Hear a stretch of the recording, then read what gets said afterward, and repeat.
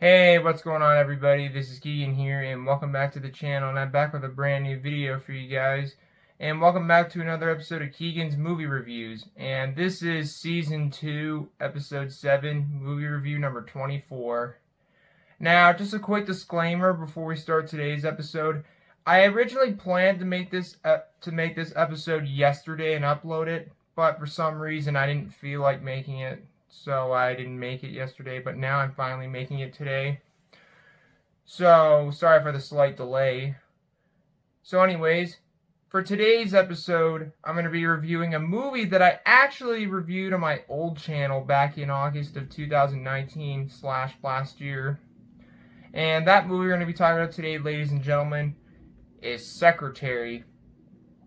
This is a drama romance film directed by Shainberg, and it was released on September 20th, 2002, and it was based on the short story, which was written by Gaitskill, and the screenplay was done by Erin, Cressida, Wilson.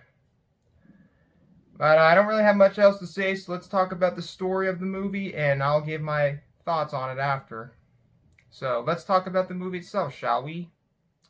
So the story of this film, you got a young woman named Lee Holloway, who is played by Maggie Gyllenhaal. And Lee Holloway gets out of the mental institution after having to spend some time. Now, before I say what happened that caused her to go into the institution, let's start off by saying that whenever Lee has like negative feelings or anything like that, she cuts herself or burns herself as pretty much anything related to self-harm as a coping mechanism. But then one day, an incident involving her accidentally cutting too deep lands her into the hospital and then to the mental institution. And then when she finally gets out of the mental institution, she's trying to look for a job. And she tries to look for a job working as a secretary somewhere, and then she finds opportunity working as a secretary at the law office for Edward Gray, who is played by James Spader. And at the time when this movie came out, James Spader still had hair, unlike today, he's bald. But anyways, hold on. Lee finally gets the job at Edward Gray's offices as the secretary, despite scoring higher than anyone else that Edward Gray ever interviewed, despite her unprofessional clothing wear for her job and some of the other flaws that she has. Lee still gets the job. And sometime they start a relationship, it's a BDSM related relationship, some of that freaky shit. And you might be thinking, is this a similar movie to 50 Shades of Grey? Well, sort of, except this is a much better movie, and this movie came out years before 50 Shades of Grey. And their relationship is kind of something that's kind of inappropriate between an employee and an employer. And I'm pretty sure HHR would be doing a lot of investigating, but they know to keep a secret. So that's pretty much the story of the movie. And one more thing I forgot to add in this story.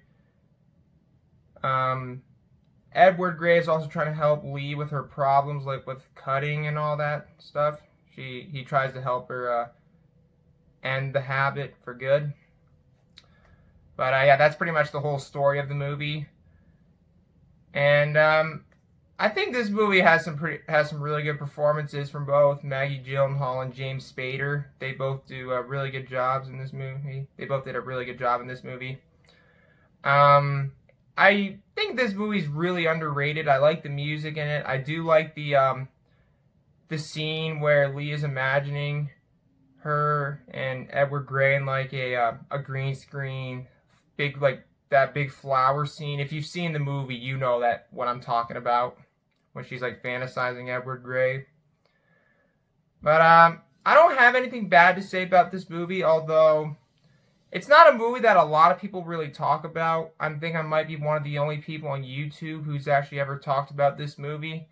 But I think this is a really underrated movie. I really, really enjoyed it. I like the acting in it. It has some good music and some really good performances from both Gyllenhaal and Spader.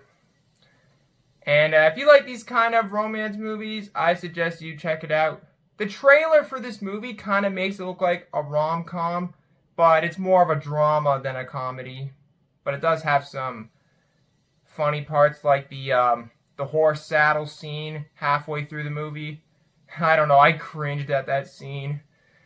But it's more of a drama than a comedy. It does have some comedy in it, but it's mainly a drama. But it does have some comedy in it.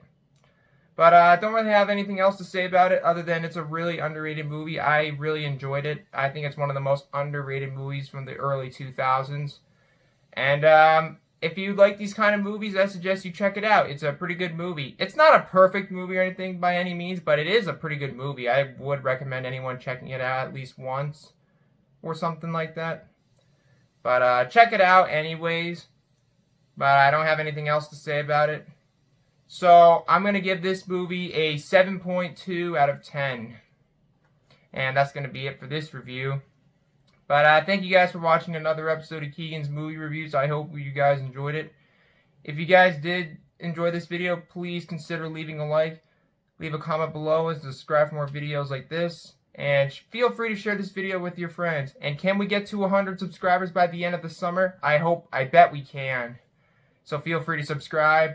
And what are your thoughts on this movie? Let me know in the comment section below. If you'd like to check out my last review, which was on The Strangers, the link to that will be in the description down below. And my next review will be on 13, which is one of my all-time favorite movies. That review actually might be coming out on Friday. Well, we'll see. But in the meantime, thanks again for watching. I hope you guys have a great day. And until next time, this is Keagan Shepherd signing off. Thanks for watching. You guys have a great day, and I will see you guys in the next video.